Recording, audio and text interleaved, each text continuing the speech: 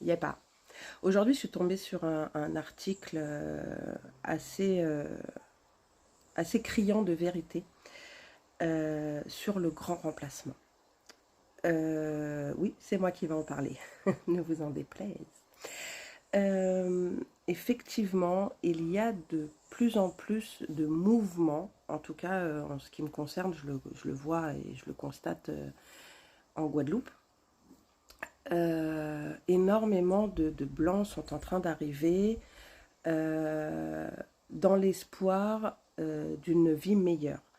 Et pour cette vie meilleure, ils viennent déranger les autochtones qui ont des us et coutumes, qui ont un patrimoine culturel et ils ne veulent pas qu'on touche à leur patrimoine culturel. Et du coup, je comprends de plus en plus en vivant là que ça peut être très dérangeant que quelqu'un vienne et vous dise que votre façon de vivre ne convient pas.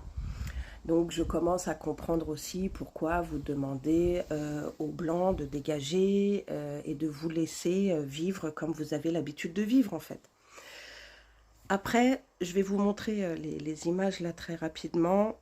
Est-ce que on ne peut pas réfléchir quand même à une façon de vivre ensemble tout en ne demandant pas forcément aux Blancs d'accepter ou d'assimiler votre façon de vivre.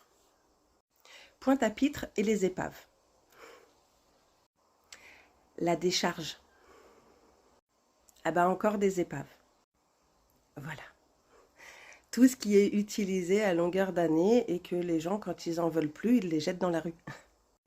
Au final, je pense que ce qui vous fout vraiment les boules, c'est que des gens vous dénoncent. Dénoncent votre hypocrisie. Il ne s'agit pas de grands remplacements, hein, pas du tout. Hein. Ce sont juste des gens qui voient le potentiel là où vous, vous avez abandonné. Là où vous, vous vous dites résilient.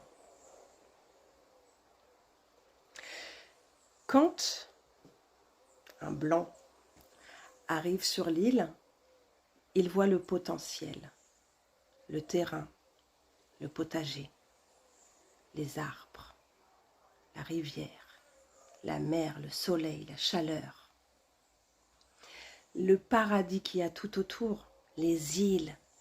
Oh, il y a tellement de choses à faire, tellement de choses à voir. Et puis au final, ils s'installent. Ils achètent un terrain, mais ce terrain-là,